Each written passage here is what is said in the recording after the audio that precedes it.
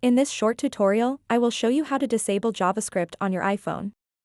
JavaScript is a programming language that helps websites display interactive content and function smoothly. However, there may be times when you want to disable it for various reasons, such as improving privacy, reducing data usage, or troubleshooting issues with certain websites. To get started, open up the Settings app on your iPhone and then scroll down until you see Safari. Tap on it.